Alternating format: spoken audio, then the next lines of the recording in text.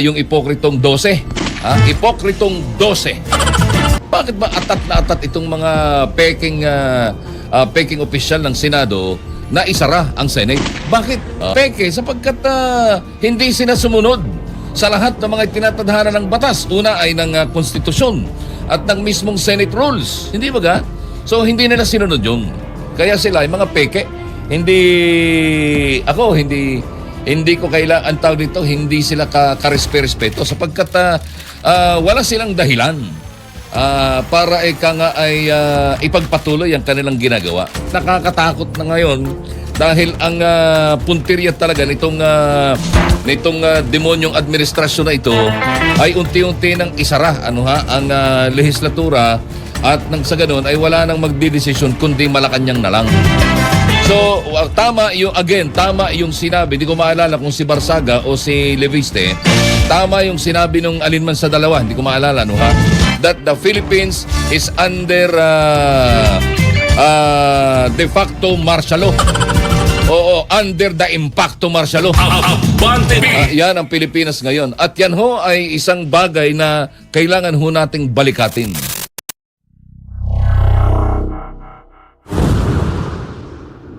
Meron na naman tayong susubaybayan sapagkat lumalabas na ang NBI ay di umano ay nagsasabi na mayroon na naman daw hong clear and present danger dyan ho sa paligid ng Senado, and they are planning na higpitan ng husto yung gawing masyadong mahigpit ang pagpasok ng mga tao dyan, or hanggang to the point na magkaroon ng tinatawag nilang lockdown. Kaya ako nagtataka, bakit ba atat na atat itong mga peking opisyal ng Senado na isara ang Senate? Bakit?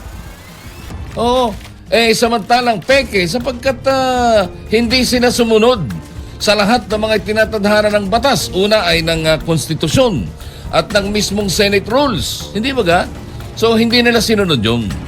Hindi sila naniwala doon sa doktrina ng konstitusyon. Kaya sila ay mga peke.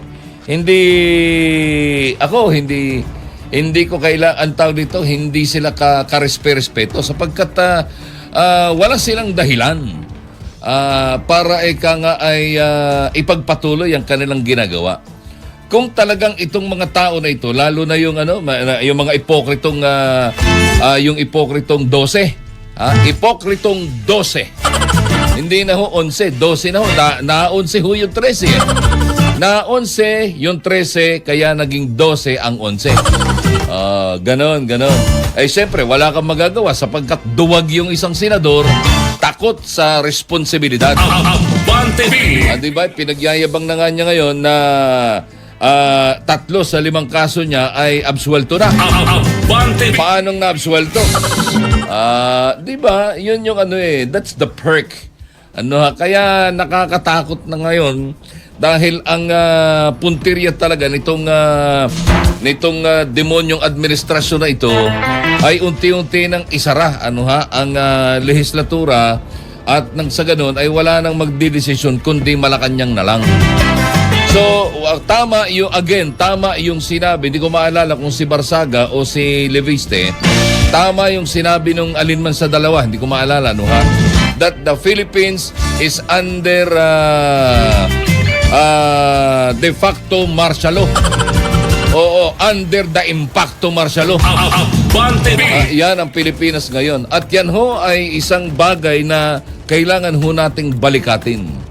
Tayo na mga malayang Pilipino, babalikatin ho natin ang kademonyohan nitong administrasyon na ito na ang sabi nga nila ay nagpapairal ng de facto martial law. Walang deklarasyon na may martial law. Walang nagsasabing may martial law.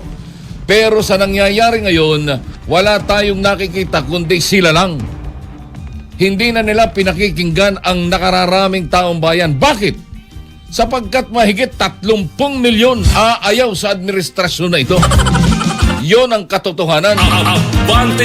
Kaya maging ako paniwala na ultimo ang ating kasundaluhan. Bagay na yung mga maliliit nating mga sundalo, yung simula private hanggang master sergeant, ay pawang mga sunod-sunuran. Wala silang magawa eh. Wala silang magawa. Pero yung kanilang mga opisyal, hindi naman lahat, hindi naman lahat, partikular, kay Colonel Dennis Caña, dyan ho sa Southern Luzon Command, yung PIO ng Solcom.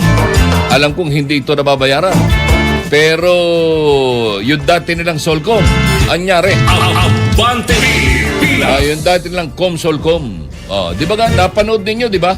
Napanood ninyo yung video ni General Palafox na dating commander ng Solcom. At kausap sino to? Sila Tambaloslos at saka nitong si Saldico. Di ba? Pinag-uusapan na approve na ang budget nyo. Ganyan. Hinihintay na lang natin yung mag-leak yung video tungkol naman dito kay kay Browner. Kaya wala na tayong aasahan. So tayo na lang mga kaabante na malayang Pilipino ang sa tingin ko ay magbabata ng lahat ng mga hirap at dusa na kinakaharap ng ating bansa sapagkat pilit nilang itinatago eh. The economy of the Philippines, laglag, bagsak, sayad. Wala tayong patutunguhan. Mabuti na lamang kahit papaano. Merong mga magagaling na naipwesto dyan sa iba't ibang mga ahensya ng gobyerno. Abuti na lang kahit papaano. Andyan si Kiko Benitez sa TESDA. At kahit papaano ang ating mga kababayan ay nabibigyan ng sapat na pagsasanay. In fact, high-tech na. Mabuti na lang, andyan si Hans Kakdak, dyan sa OWA, sa DMW.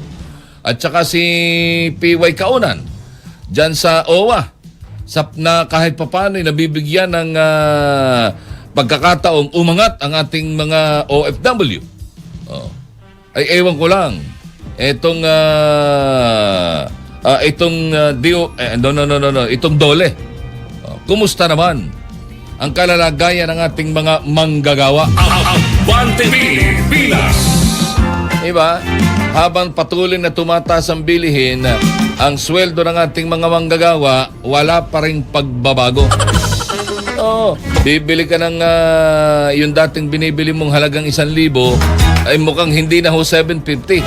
Parang sa pakiramdam ko, yung nabibili ko dati ng 1,000, 500 na lang ngayon.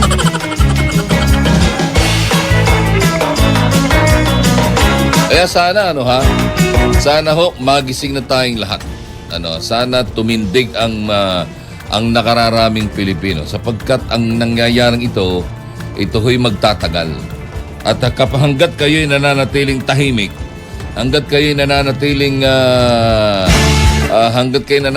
nakatingin lamang at nakamasid, kahit na ayaw ninyo sa nangyayari, wala naman kayong ginagawa, ay mananatili ho kayong naghihintay. At ang maapektuhan ang inyong mga